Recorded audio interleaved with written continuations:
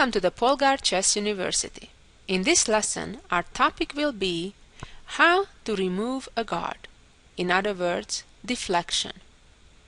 What that means is that when a certain piece protects another piece or defends against an upcoming checkmate, at times there are ways to get that piece away from its defensive role.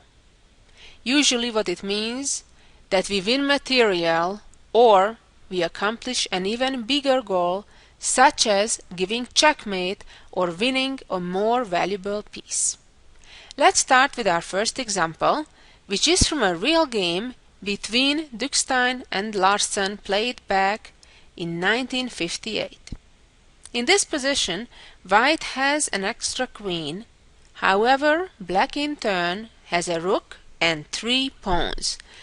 Purely by the numbers, that is pretty close. However, in this case, thanks to a little combination, White succeeds to win significant material. If it would be Black's turn, Black would be actually doing very well, because Black would be giving a check by bishop f3, and then when the White king comes back to h4, Black would be able to fork with rook g4. But the point is, it is White's turn right now, and that is only a what if. Well, reality is it is White's turn, and White needs to play very aggressively, otherwise Black either will achieve the little trick we just mentioned with bishop f3 check, or if that doesn't work, at least will consolidate the position and defend against the threat, which, of course, White can accomplish right now. The main point is that Black's most valuable piece right now is the rook on g6. However, despite the fact that there is a pin over the a2-ga diagonal, obviously the king is not able to capture the rook right now because it would be stepping into a check. If White would have the opportunity to capture that rook on g6 with a queen, that would be great, but unfortunately that's not possible. So, going back to our theme, which is removing the guard, in this case the pawn on f7 is our guard. It's a guarding the rook on g6. So, what White needs to do in this case, first capture the pawn with the bishop. Of course, this is a sacrifice. We're giving up a 3-point piece for a 1-pointer.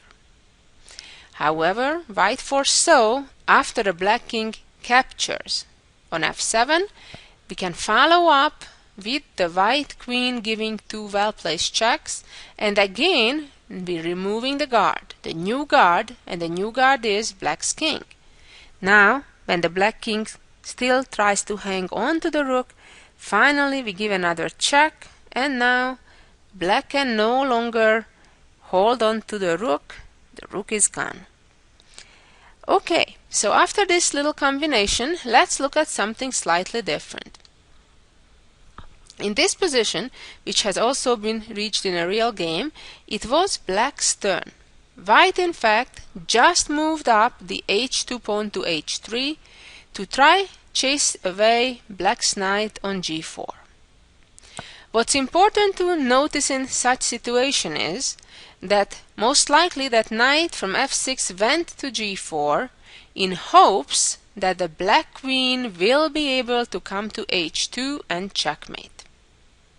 There is only one enemy trying to stop that, and that is the knight on f3. So it's important to understand about the important things about the position, because there are many things in every position. For example, the fact that the bishop on c8 is undeveloped, or the fact that the Black king has castled. Yes, we can notice those things, but in reality is those issues at the moment are irrelevant. The important factor is, which overrides all other less important issues, that Black is almost ready to checkmate if it wasn't for the knight on f3. But as we can see, that knight is there at the moment. So, Black's number one priority has to be to see if there is a way to force away that knight from where it is right now. And in fact, there is a way. Before I show you the solution, I suggest you try to take some minutes at least on your own and figure out what the winning move here is for black. And that move is moving the knight to d4. It's a very important move because it not only invites the white knight to capture on d4, but at the same time it is also threatening the white queen, and that is a key element here. Because if the white queen would be somewhere else, for example in its initial square on d1, then this move would be a blunder, because white would simply capture the black knight on g4, and then after the exchange of knights on f3, still there would be no checkmate on h2 because there is no support from the knight on g4. So therefore it's a huge difference that now the white queen is under attack, and therefore if the white pawn captures on g4, black will capture the queen, of course, not the knight on f3. If the white knight captures on d4, then it's mission accomplished, checkmate right away. Or if after knight d4 the white queen retreats to d1, then the black knight trades, and then again it's important that it's with a check, and regardless with which piece white recaptures, the checkmate arrives. A very important pattern to remember because this is something pretty common. Let's move on to our next example, when again it is black's turn. At the moment we have complete material equality, and normally speaking, unless there is something tactical right here, right now, the game should end in a draw. But after a closer look, I hope you will recognize also the winning pattern here for black. And here the important idea is that the white queen on f3 is protecting the rook on d1. And there is a way to actually pull the hand of the queen away from the protection of the rook. And black is combining two elements. One is the deflection, and then the second one is the intermediate move. So here the key idea is for black to play queen to c6. Now this is a very powerful move because black immediately is threatening white's queen as well as rook on b5. If white captures on c6, then of course black would not capture the queen right away, but first make an intermediate check, and only when the king moves to g2 then capture the queen. And it's not hard to recognize that black has won a rook, which obviously is a major gain. Going back to the beginning, let's see the position after queen c6. What else may white try? Well, how about simply moving the queen back, hanging on to both rooks? Well, this is a very typical scenario when a queen or a piece is overworked. The queen has two hands and is holding two rooks with one on each hand. And black can simply pull one hand by an exchange, and then white is no longer protecting the rook, and black simply won. Let's move on to our next example. Here we go. In this position, white has an excellent position. First of all, if you look at the material balance, we'll see that white has two extra knights and an extra pawn. That's 7 points in total, while black has an extra rook. So as a balance, white is up 2 points, which is almost a piece worse. Also, the black king is in a very delicate position because the dark squares around the black king are extremely weak, and the white bishop on b2 is pasting right in that direction, with the white queen ready to come to c3 real soon. However, White made here a major mistake. White captured the pawn on c7. It looks like an excellent move. On one hand, it attacks the rook on d8. On the other hand, it threatens to checkmate right away. However, White forgot about his own defense.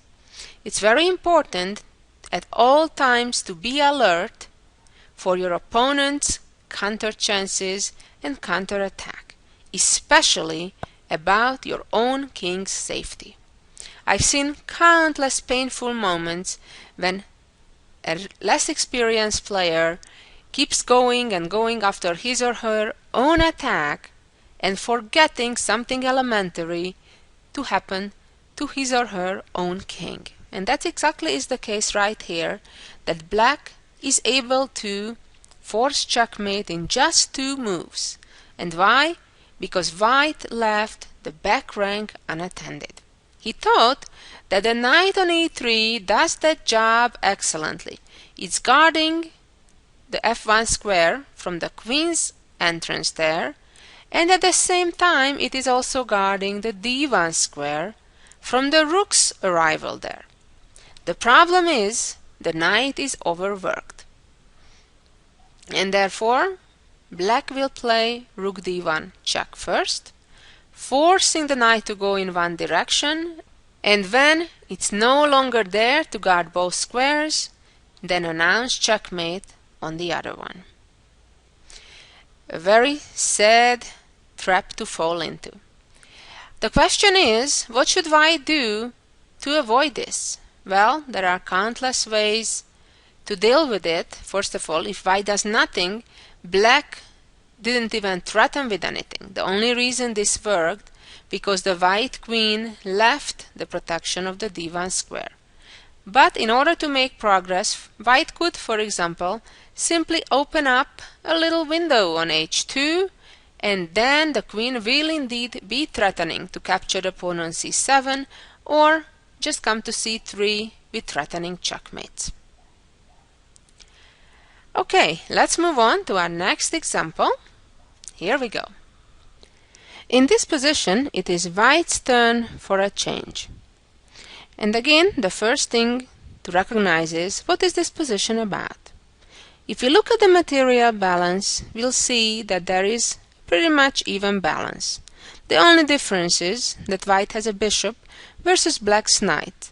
However, that typically is even value, 3 points each. Now, in addition to the material, what's next? Well, the next issue is White's battery setup with the bishop and the queen aiming to Black's g7 square, about to checkmate. There is only one enemy piece in its way, and that is the knight on e6. It's guarding the checkmate square. So, that is a big hint. Therefore, all White needs to do is remove the guard.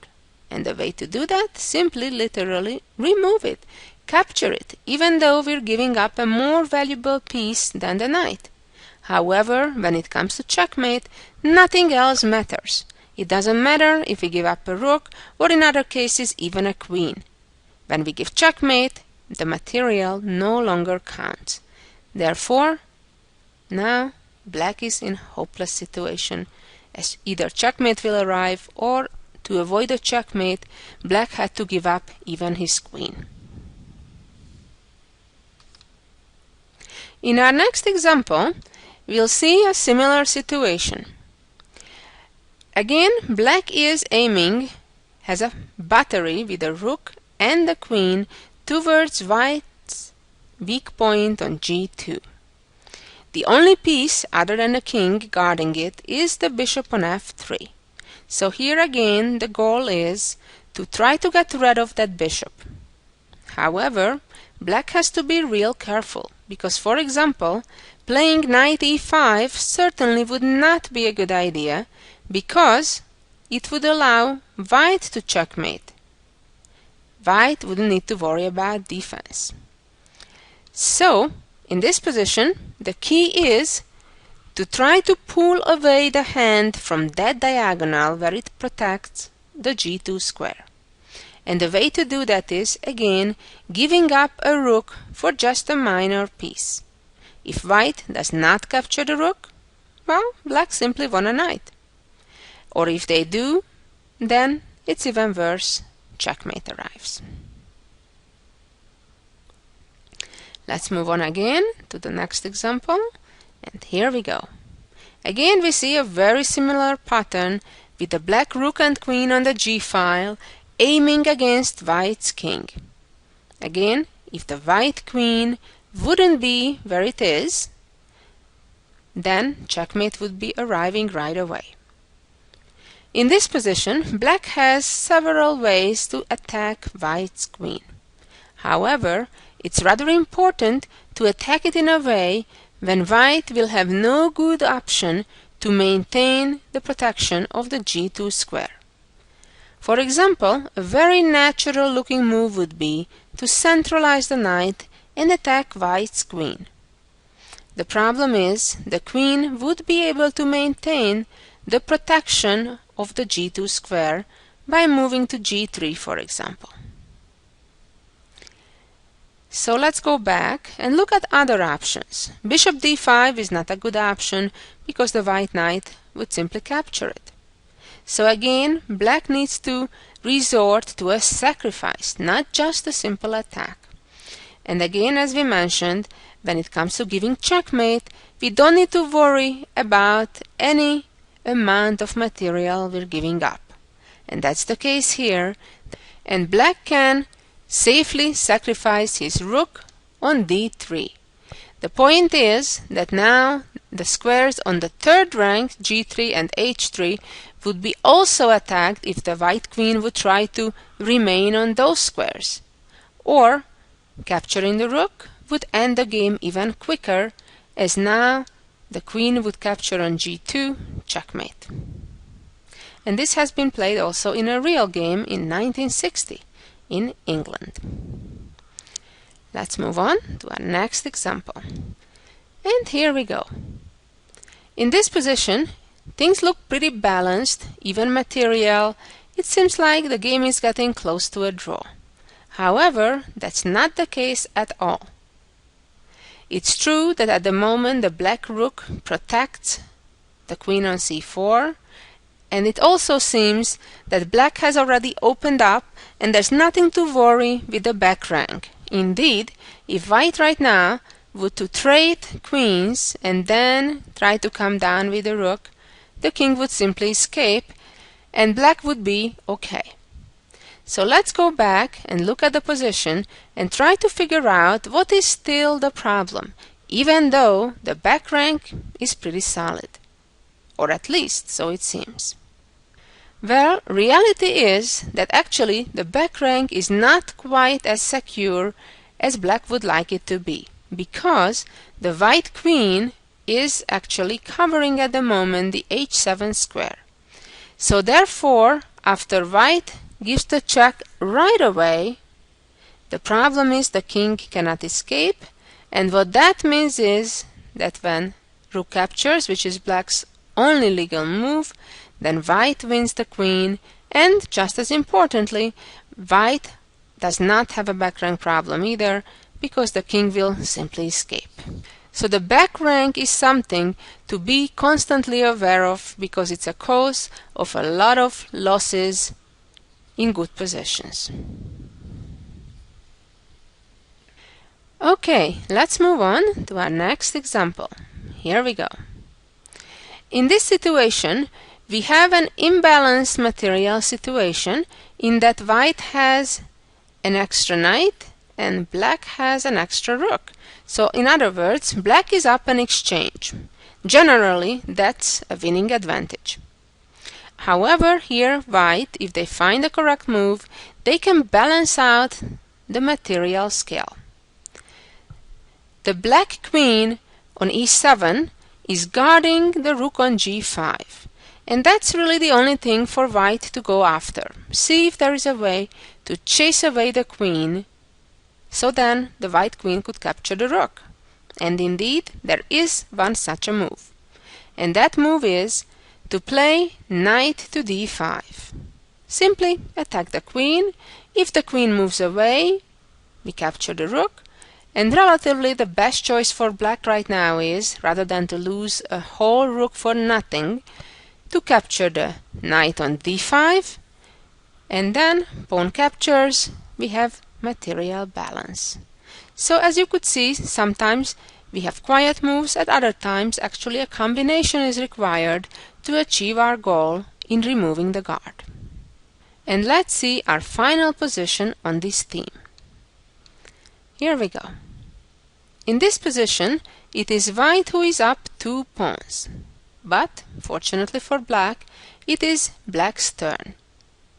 Black could win one of the pawns back right away by capturing the bishop on f3 with a knight. However, black can do a lot better. There is one element that's very important to notice here, and that is that the black knight almost is ready to come to e2 and to fork if it wasn't for the bishop on f3. Fortunately for black, there is a perfect way to remove the guard of the e2 square, and that is by capturing the bishop with the rook. And now, if the pawn captures back to f3, then knight e2, and otherwise black simply won the bishop. And now let's see the jewel of the week. Here we go. In this beautiful endgame, white has 2 bishops and a knight versus 2 bishops. Generally speaking, an extra piece without pawns on the board is usually a draw. A king-knight versus king is an automatic draw. A king-bishop versus a lone king is also an automatic draw. And generally, if you add a pair of minor pieces, the result doesn't change, even though it's not an automatic draw, but in reality it's pretty impossible to win. However, if one succeeds to win an additional minor piece, having a bishop and a knight, or having 2 bishops against a lone king, those are theoretical wins. On the other hand, having 2 knights against a lone king is a theoretical draw.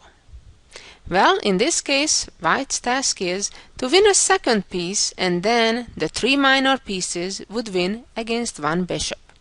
The question is how to accomplish this without black blundering. Well, the good news is there is a way to accomplish it, and I suggest you take a few minutes at least to try to figure out on your own before you listen to the solution. And here is the answer. White first gives a simple check, bishop g4. Now, if black doesn't want to lose a piece right away, the king better moves to e7, hanging on to the bishop. And now comes the big surprise. White, instead of trading bishops or moving his own knight, sacrifices the knight on e8, and if king moves to f7, then the bishop falls, and if the king takes the knight, then the unexpected happens, checkmate with bishop to h5. That's a very beautiful checkmate with the 4 bishops only on the board.